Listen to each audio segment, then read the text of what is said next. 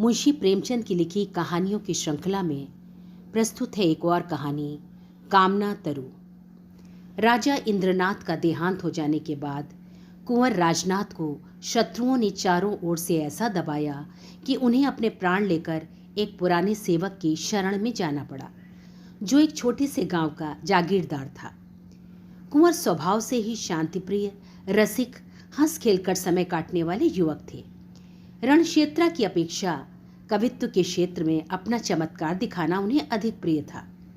रसिक जनों के साथ किसी वृक्ष के नीचे बैठे हुए काव्य चर्चा करने में उन्हें जो आनंद मिलता था, वो शिकार या राज दरबार में नहीं।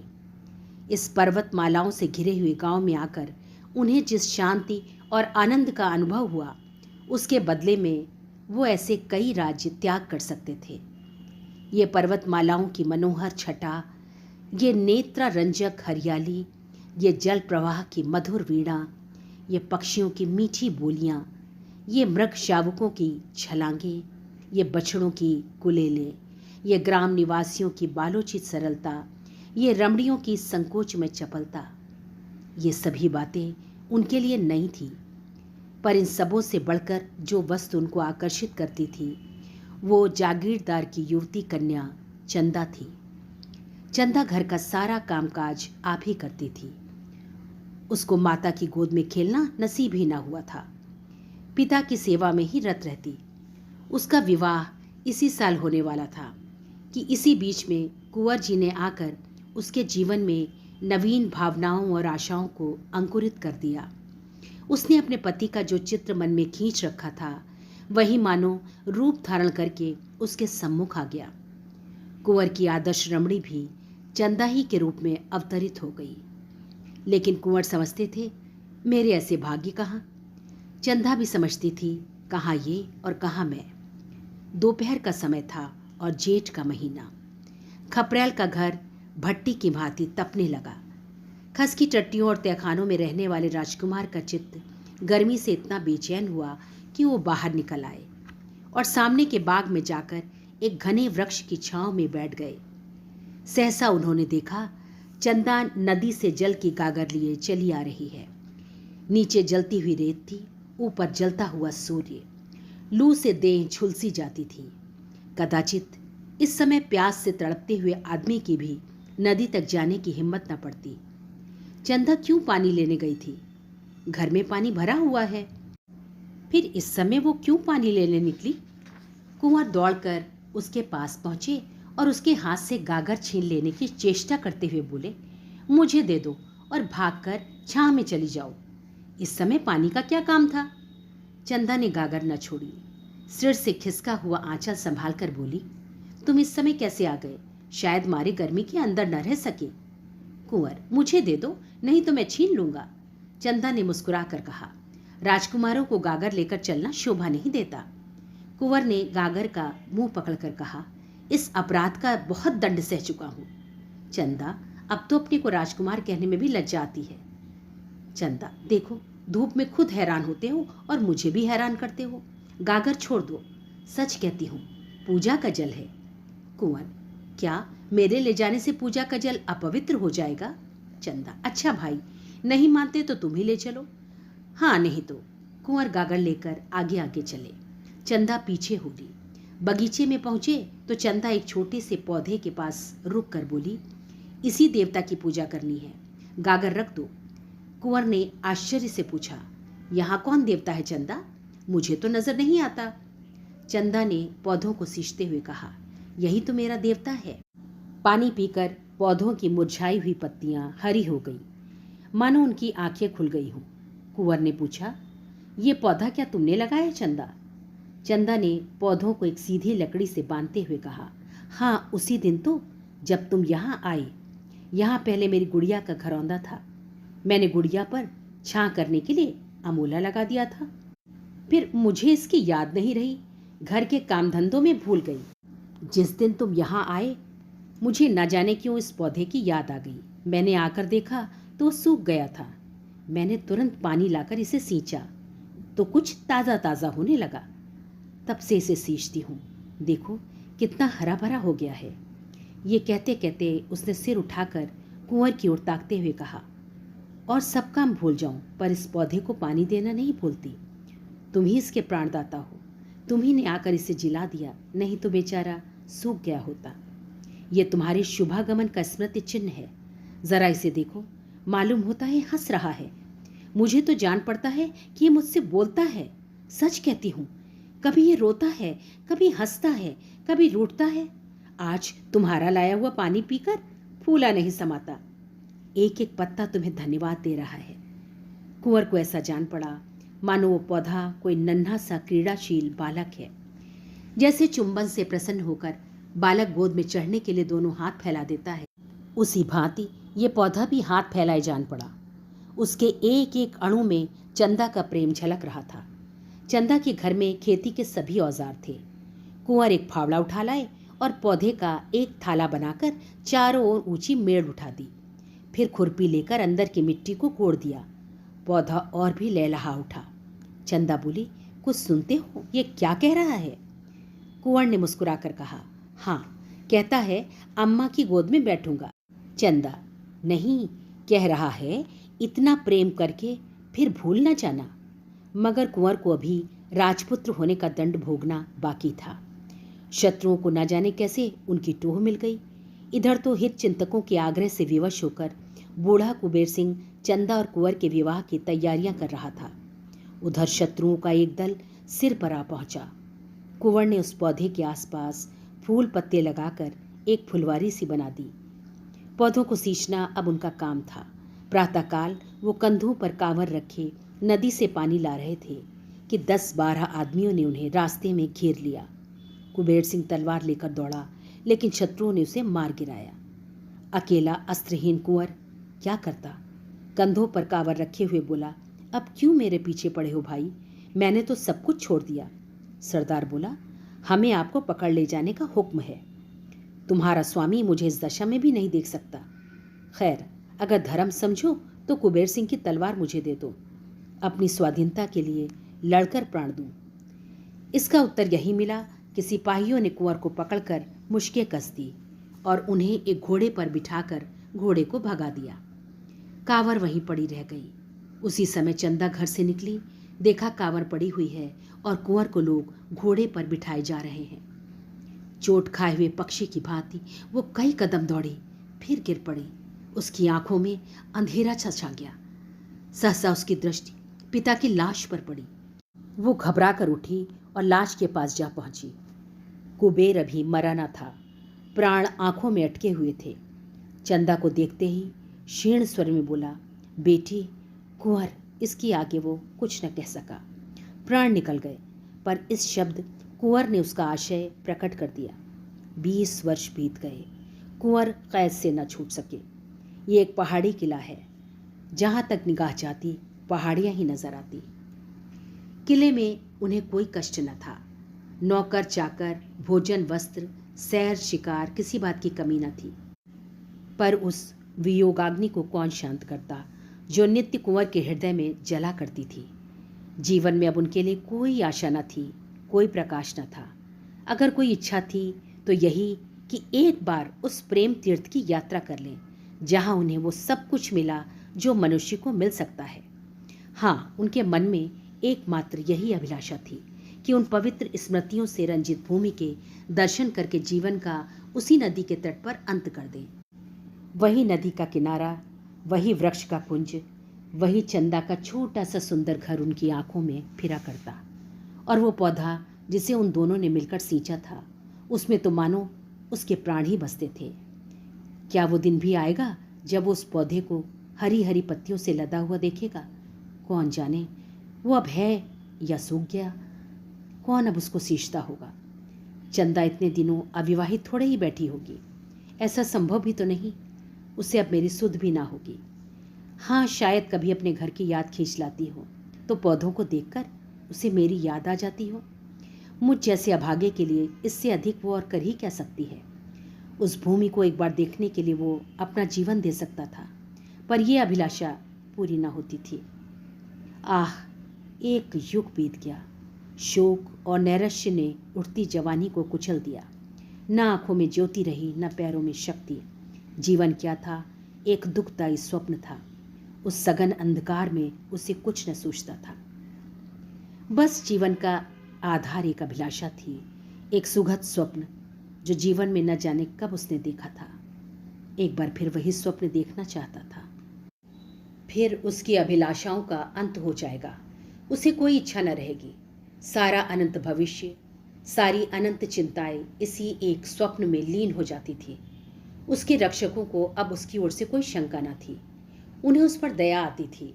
रात को पहरे पर केवल कोई एक आदमी रह जाता था और लोग मीठी नींद सोते थे। कुंवर भाग जा सकता है, इसकी कोई संभावना, कोई शंका न थी। यहाँ तक कि एक दिन ये सिपाही भी निशंक होकर बंदूक लिए लेट रहा। निद्रा किसी हिंसक पशु की भांति ताक लगाए बैठी थी। लेटते ही टूट पड़ी। कुंवर ने सिपाही की नाक की आवाज़ सुनी। उनका हृदय बड़े वेग से उछलने लगा। ये अवसर अब कितने दिनों के बाद मिला है। वो उठे, मगर पांव थर थर कांप रहे थे। बरामदे के नीचे उतरने का साहस न हो सका। कहीं इसकी नींद खुल गई तो? हिंसा उनकी सहायता कर सकती थी। सिपाही के बगल में उसकी तलवार पड़ी थी, पर प्रेम का हिंसा से बैर है। कुंवर ने सिपाही को जगा दिया। वो चौंक कर उठ बैठा। रहा सहा संशय भी उसके दिल से निकल गया। दूसरी बार जो सोया तो खर्राटे लेने लगा। प्रातःकाल जब उसकी निद्रा टूटी तो उसने लपक कर कुंवर के कमरे में झांका। कुंवर का पता न था। कुंवर इस समय हवा के घोड़े पर सवार कल्पना की द्रुत गति से भागा जा रहा था, उस स्थान को जहां उसने सुख स्वप्न देखा था। किले में चारों ओर तलाश हुई। नायक ने सवार दौड़ाए, पर कहीं पता न चला। पहाड़ी रास्तों का काटना कठिन, उस पर अज्ञातवास की कैद, मृत्यु के दूत पीछे लगे हुए, जिनसे बचना बड़ा मुश्किल। कुंवर को कामना तीर्थ में महीनों लग गए। जब यात्रा पूरी हुई तो कुंवर में एक कामना के सिवा और कुछ शेष न था। दिन भर की कठिन यात्रा के बाद जब वो उस स्थान पर पहुंचे तो संध्या हो गई थी। वहां बस्ती का नाम भी न था। 2-4 टूटे फूटे झोपड़े उस बस्ती के चिन्ह स्वरूप शेष रह गए थे।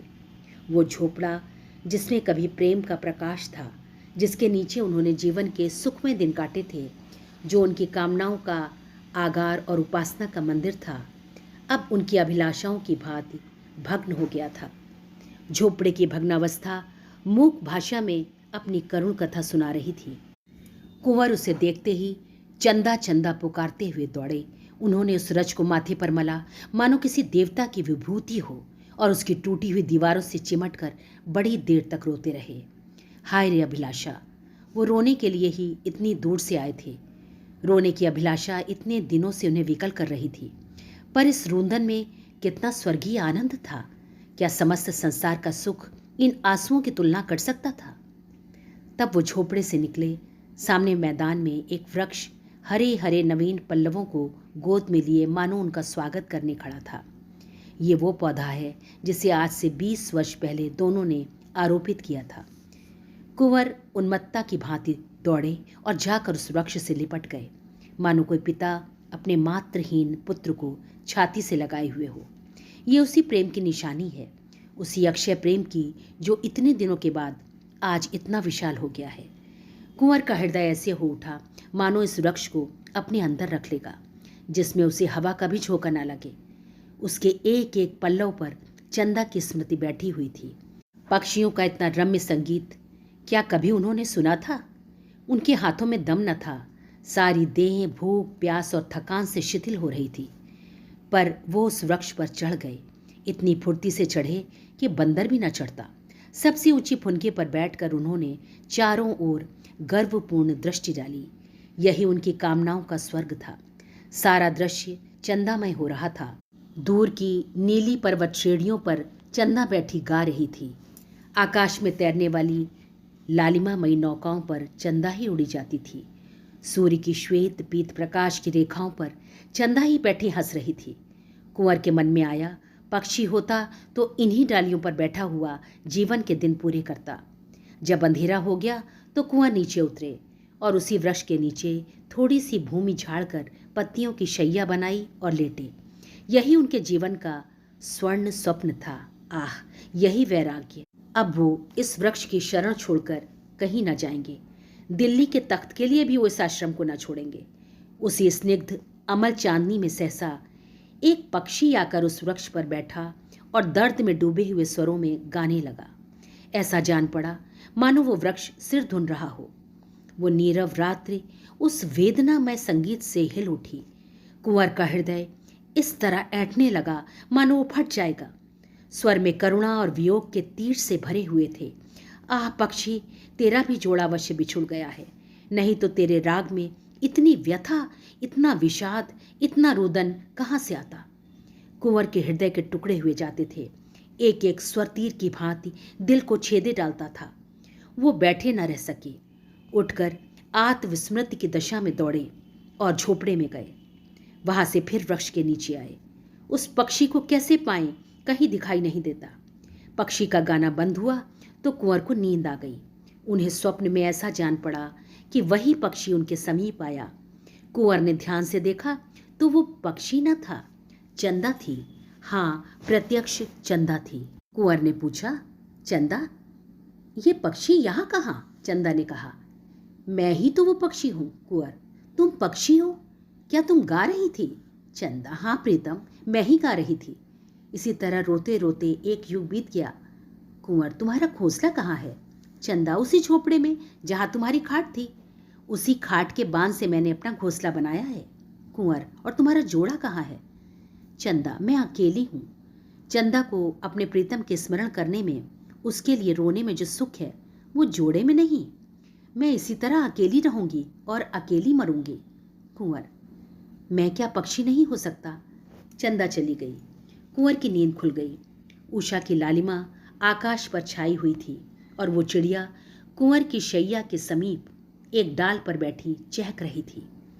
अब उस संगीत में करुणा न थी, विलाप न था, उसमें आनंद था, चापल्य था, सारल्य था।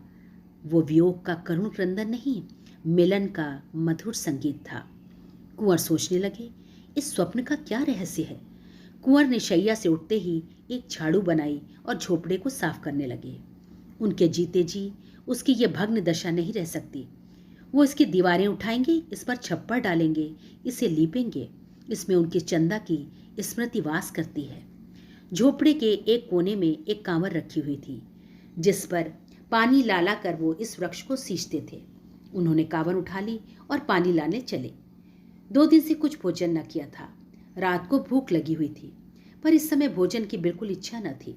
देह में एक अद्भुत स्फूर्ति का अनुभव होता था। उन्होंने नदी से पानी ला कर मिट्टी भिगोना शुरू किया। दौड़े जाते थे और दौड़े आते थे, इतनी शक्ति उनमें कभी न थी। एक ही दिन में इतनी दीवार उठ गई जितनी 4 मजदूर भी न उठा सकते थे। और कितनी सीधी चिकनी दीवार थी कि कारीगर भी देखकर लज्जित हो जाता। प्रेम की शक्ति अपार है। संध्या हो गई। चिड़ियों ने बसेरा लिया, वृक्षों ने भी आंखें बंद की, मगर कुंवर को आराम कहाँ। तारों के मलिन प्रकाश में मिट्टी के रद्दे रखे जा रहे थे। हाय रे कामना, क्या तो इस बेचारे के प्राण ही लेकर छोड़ेगी। वृक्ष पर पक्षी का मधुर स्वर सुनाई दिया। कुंवर के हाथ से घड़ा छूट पड़ा। हाथ और पैरों में मिट्टी लपेटकर वो वृक्ष के नीचे आकर बैठ गए। उस स्वर में कितना लालित्य है, कितना उल्लास, कितनी ज्योति। मानव संगीत इसके सामने बेसुरा आलाप है। उसमें ये जागृति, ये अमृत, ये जीवन कहाँ। संगीत के आनंद में विस्मृति है, पर वो विस्मृति कितनी स्मृतिमय होती है। अतीत को जीवन और प्रकाश से रंजित करके प्रत्यक्ष कर देने की शक्ति संगीत के सिवा और कहाँ है। कुंवर के हृदय नेत्रों के सामने वो दृश्य खड़ा हुआ जब चंदा इसी पौधों को नदी से जल लाकर सींचती थी। हाय, क्या वे दिन फिर आ सकते हैं। सहसा एक बटोही आकर खड़ा हो गया और कुंवर को देखकर वो प्रश्न करने लगा, जो साधारणतः 2 अपरिचित प्राणियों में हुआ करते हैं। कौन हो, कहाँ से आते हो, कहाँ जाओगे। पहले भी वो इसी गांव में रहता था, पर जब गांव उजड़ गया तो समीप के एक दूसरे गांव में जा बसा था। अब भी उसके खेत यहाँ थे। रात को जंगली पशु से अपने खेतों की रक्षा करने के लिए वो आकर यहाँ सोता था। कुंवर ने पूछा, तुम्हें मालूम है इस गांव में एक कुबेर सिंह ठाकुर रहते थे। किसान ने बड़ी उत्सुकता से कहा, हाँ हाँ भाई, जानता क्यों नहीं। बेचारे यहीं तो मारे गए। तुमसे भी क्या जान पहचान थी। कुंवर, हाँ, उन दिनों कभी कभी आया करता था। मैं भी राजा की सेवा में नौकर था। उनके घर में और कोई न था। किसान: अरे भाई, कुछ न पूछो, बड़ी करुण कथा है। उनकी स्त्री तो पहले ही मर चुकी थी, केवल लड़की बच रही थी। आह, कैसी सुशीला, कैसी सुघड़ लड़की थी। उसे देखकर आंखों में ज्योति आ जाती थी, बिल्कुल स्वर्ग की देवी जान पड़ती थी। जब कुबेर सिंह जीता था तभी कुंवर राजनाथ यहाँ भागकर आए थे और उसके यहाँ रह रहे थे। उस लड़की की कुंवर से कहीं बातचीत हो गई। जब कुंवर को शत्रुओं ने पकड़ लिया तो चंदा घर में अकेली रह गई। गांव वालों ने बहुत चाहा कि उसका विवाह हो जाए। उसके लिए वरों का तोड़ा न था भाई। ऐसा कौन था जो उसे पाकर अपने को धन्य न मानता, पर वो किसी से विवाह करने पर राजी न हुई। ये पेड़ जो तुम देख रहे हो तब छोटा सा पौधा था। इसके आसपास फूलों की कई और क्यारियां थीं। इन्हीं को गोड़ने, निराने, सींचने में उसका दिन कटता था। बस यही कहती थी कि हमारे कुंवर आते होंगे। कुंवर की आंखों से आंसू की वर्षा होने लगी। मुसाफिर ने जरा दम लेकर कहा, दिन दिन खुलती जाती थी। तुम्हें विश्वास ना आएगा भाई, उसने 10 साल इसी तरह काट दिए। इतनी दुर्बल हो गई थी कि पहचानी न जाती थी, पर अब भी उसे कुंवर साहब के आने की आशा बनी हुई थी। आखिर एक दिन उसी वृक्ष के नीचे उसकी लाश मिली। ऐसा प्रेम कौन करेगा भाई। कुंवर न जाने मरे कि जिए। कभी उन्हें इस विरहणी की याद भी आती थी कि नहीं, पर इसने तो प्रेम को ऐसा निभाया जैसा चाहिए। कुंवर को ऐसा जान पड़ा मानो हृदय फटा जा रहा है। वो कलेजा थाम कर बैठ गए। मुसाफिर के हाथ में एक सुलगता हुआ उपला था। उसने चिलम भरी और 2-4 दम लगाकर बोला। उसके मरने के बाद ये घर गिर गया। गांव पहले ही उजाड़ था, अब तो और भी सुनसान हो गया। 2-4 आदमी यहाँ आ बैठते थे, अब तो चिड़िया का पूत भी यहाँ नहीं आता। उसके मरने के कई महीनों के बाद यही चिड़िया इस पेड़ पर बोलती हुई सुनाई दी। तब से बराबर इसे यहाँ बोलते सुनता हूँ। रात को सभी चिड़िया सो जाती हैं, पर ये रात भर बोलती रहती है। इसका जोड़ा कभी नहीं दिखाई दिया, बस फुटैल है। दिन भर उसी झोपड़े में पड़ी रहती है। रात को इस पेड़ पर आकर बैठती है, मगर इस समय इसके गाने में कुछ और ही बात है। नहीं तो सुनकर रोना आता है। ऐसा जान पड़ता है मानो कोई कलेजे को मसोस रहा है। मैं तो कभी कभी पड़े पड़े रो दिया करता हूँ। सब लोग कहते हैं ये वही चंदा है, अब भी कुंवर के वियोग में विलाप कर रही है। मुझे भी ऐसा जान पड़ता है। आज न जाने क्यों मगन है। किसान तंबाकू पीकर सो गया। कुंवर कुछ देर खोए हुए से खड़े रहे, फिर धीरे से बोले, चंदा, क्या सचमुच तुम ही हो? मेरे पास क्यों नहीं आती? एक क्षण में चिड़िया आकर उनके हाथ पर बैठ गई। चंद्रमा के प्रकाश में कुंवर ने चिड़िया को देखा। ऐसा जान पड़ा मानो उनकी आंखें खुल गई हों, मानो आंखों के सामने से कोई आवरण हट गया हो। पक्षी के रूप में भी चंदा की मुखाकृति अंकित थी। दूसरे दिन किसान सोकर उठा तो कुंवर की लाश पड़ी हुई थी। कुंवर अब नहीं है, किंतु उनके झोपड़े की दीवारें बन गई हैं। ऊपर फूस का नया छप्पर पड़ गया है और झोपड़े के द्वार पर फूलों की कई क्यारियां लगी हैं। गांव के किसान इससे अधिक और क्या कर सकते थे। उस झोपड़े में अब पक्षियों के एक जोड़े ने अपना घोंसला बनाया है। दोनों साथ साथ दाने चारे की खोज में जाते हैं, साथ साथ आते हैं। रात को दोनों उसी वृक्ष की डाल पर बैठे दिखाई देते हैं। उनका सुरम्य संगीत रात की नीरवता में दूर तक सुनाई देता है। वन के जीव जंतु वो स्वर्गीय गान सुनकर मुक्त हो जाते हैं। ये पक्षियों का जोड़ा कुंवर और चंदा का जोड़ा है, इसमें किसी को संदेह नहीं है। एक बार एक व्याध ने इन पक्षियों को फंसाना चाहा, पर गांव वालों ने उसे मारकर भगा दिया। इस प्रकार ये कहानी यहीं समाप्त होती है। साथियों, यदि आपको मेरा वाचन पसंद आ रहा है तो कृपया मेरे चैनल को सब्सक्राइब करें, शेयर करें। धन्यवाद।